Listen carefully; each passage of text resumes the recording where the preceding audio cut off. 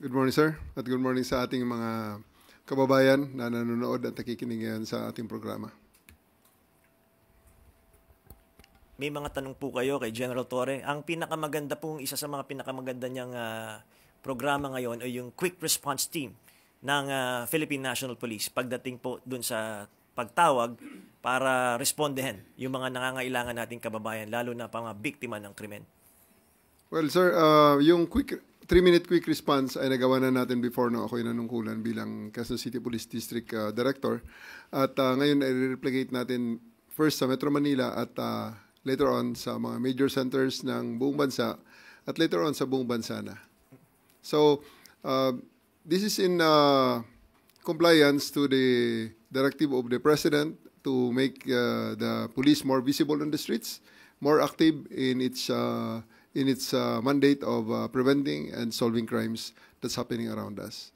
So ngayon, unahan ko na kaagad, sir, unang sistema kaagad nito ay baka may makita kayo ng mga police boxes, police PCP, presinto na nasasarado na. Isasarado natin kasi kung wala rin lang investigasyon na nangyayari dyan sa mga presintong yan, ibig sabihin ang pulis yan ay dyan lang naghihintay ng ating mga kababayan na tatawag at hihingi ng responde at sila ay magre-responde at dadalhin nila sa kanilang mga headquarters yung mga kasong yan. Hindi doon sa police boxes na yun kasi walang equipment doon at walang materials doon at walang facility doon para sa investigasyon. So rather na sila ay magtatambay dyan, isasarado natin.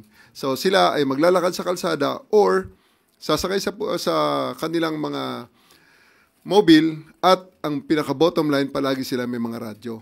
At ngayon, may facility naman tayo ng reporting, yung 911 natin. Kaya ito ang gusto kong iparating sa ating mga kababayan kung kayo ay nakakita ng mga police boxes na sarado na at nangailangan kayo ng police. So, ganito po yon. Pinapamemorize ko sa police to.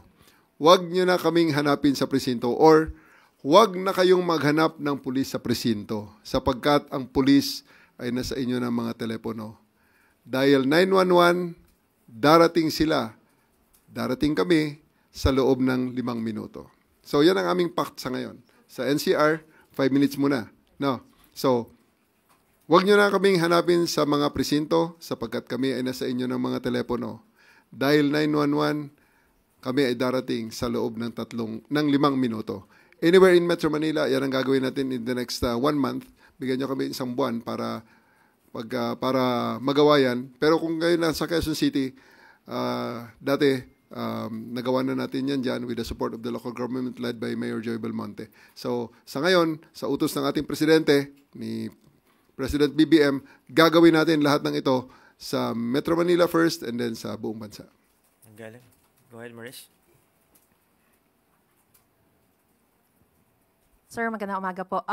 So, yung sinasabi niyo po na bigyan kayo ng 1 buwan, pagkatapos ng 1 buwan, magiging 3 minutes na? Kasi ang title is 3-minute quick response team. 5 minutes muna because we are starting it in Metro Manila sa ngayon. Yes, I understand. After 1 month. After mga 3 months, magiging 3 minutes na yan. After 3 months. Mga 3 months, 3 minutes na yan. Sir, sa iba pong issue, yung kaugnay po dun sa direktiba ninyo na paramihan ng mahuhuling mga drug suspect. Una, hindi po ba ito naglalagay ng pressure sa mga pulis na manghuli para lang may maipakitang numero? Ano po ba ang magiging basehan nito? Paano kung walang sapat na ebidensya? May quota po ba sila o benchmark na kailangan sundin? O paano nyo susukatin yung tagumpay ng isang police force or team kung halimbawa paramihan ng mahuhuling drug suspect? Maraming salamat, Maris, sa tanong na yan at this will be a very, very good time to clarify that one. Okay, hindi lang yan para sa drugs, okay? Para yan sa lahat ng criminality. Because ako'y naniniwala, iisa naman ang paraan para mapatahimik natin ang ating mga pamayanan. Isa lang ang paraan para mawala ang criminality dyan, para maging ligtas at maging safe ang ating mga pamayanan. Iisang paraan, alisin ang kriminal sa ating community. Priority, alisin ang kriminal sa kalsada. So kung may mga snatcher, tambay, mga nanggugulo dyan, alisin natin ang mga kriminal na yan. At para maalis ang mga kriminal na yan, iisang paraan. Hulihin natin. Hulihin natin. Huwag natin pabayaan. Hulihin natin, dalhin natin sa husgado.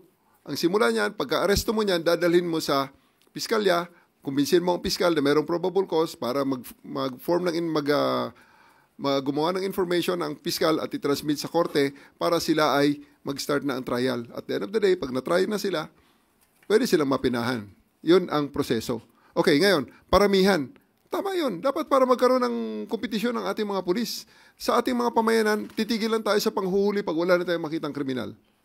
At kung wala ng kriminal, tapos na rin ang trabaho ng pulis yan. Okay? So, paramihan talaga yan. Ito ang ating gusto i-emphasize dyan. Huli, hindi patay. Okay? So kahit nagaano karami dyan, kahit umabuso ang pulis dyan, pag sa tingin nila, walang basihan ng huli ang pulis, tandaan natin, human rights, basic human rights, ang right for counsel.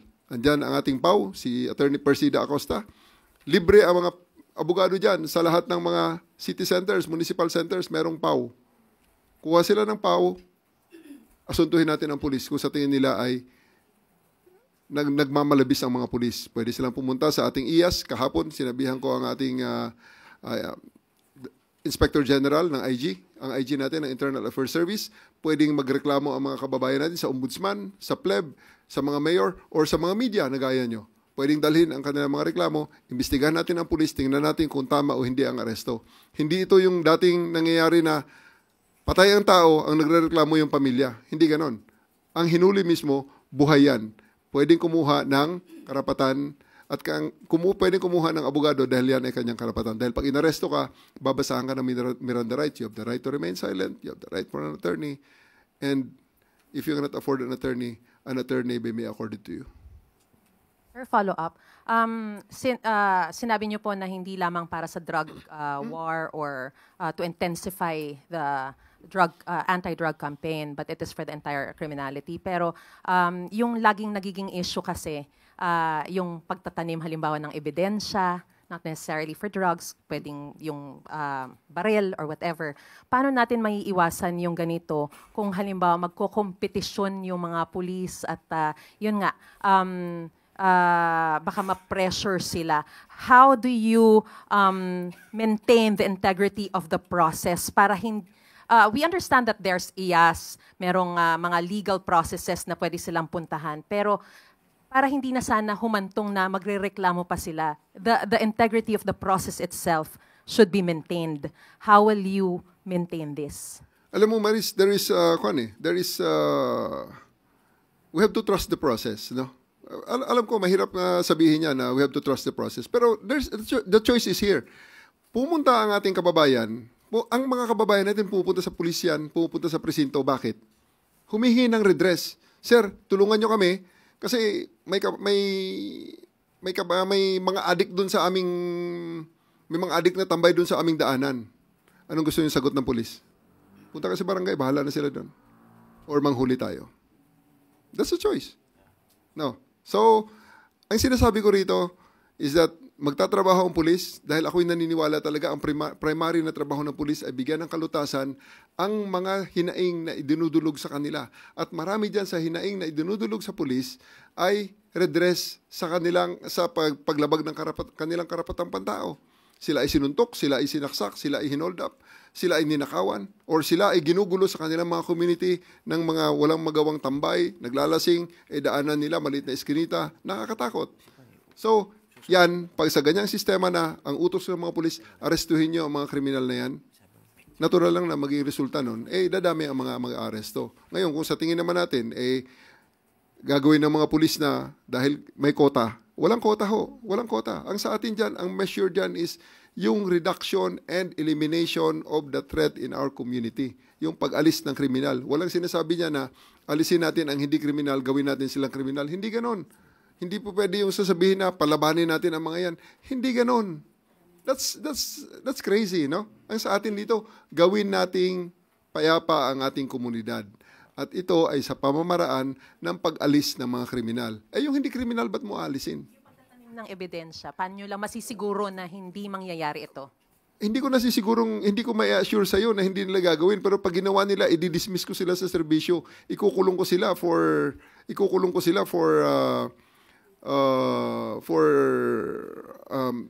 incriminatory machinations. And mind you, nung sa CIDG ako, merong naimbestigahan kami yan hanggang ngayon nasa kulungan, isang lieutenant colonel at siyam na NCO. Dahil sila ay naimbestigahan, nireklamo na nagplant ng ebidensya at nag-orchestrate ng isang buy-bust na hindi naman totoo. So, hanggang yun nasa kulungan. Yan ay even without the warrant of arrest and wala pang, ay pulis sila eh. So, essentially, I placed them in the custodial center. Ang kanilang trabaho ay maglinis nung selda nila araw-araw. So, they really cannot, unless they will resign, they cannot violate that order. Okay, so, Because ang custodial center ay part ng PNP camp at sila ay nirestrict ko doon. okay, susunod na magtatanong, Ms. Kath Valente, Manila Times. Yes, sir. Good morning, General Torre. Sir, the CHR Commission on Human Rights earlier raised concerns over your directive, Paramihan System Directive. They're saying that historically daw, such a framework has incentivized shortcuts and arbitrary practices that undermine human rights. How do you ensure po that na hindi magkakaroon ng abuse and hindi mauulit yung mga nangyari ng past administration during the drug war operations? Thank you. Ito po ulitin ko, buhay ang tao na huhulihin. Walang patay at we will not condone wanton killings or wanton murders. Ngayon, andyan ang CHR. Then we will liaise with them, we will talk to them at gawin natin silang partners na pag merong abuso ang pulis, we will very, very, very much welcome the investigation to be launched by the CHR. Open sila, so isa silang ahensya na pwedeng dumulog ang mga hinuli ng pulis o ang mga kamag-anak nila ng mga sinasabi nilang feeling nila ay inaresto sila ng pulis na walang basihan. So CHR will be asking the CHR and we will partner and will fully cooperate with the CHR kung ano man ang mga dokumentong kanilang kailangan para sa pag-imbestiga ng mga reklamo makakarating sa kanila regarding sa illegal arrest. Tuesday New, DCWB.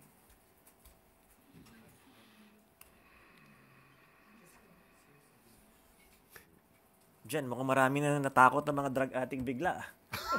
Ayun po, that's the purpose. That's the purpose. Dalawa lang yan. Tumigil sila kung kailangan nila ng tulong. Ito sira, hindi naman lahat yan huli lang kaagad para ikulong sila.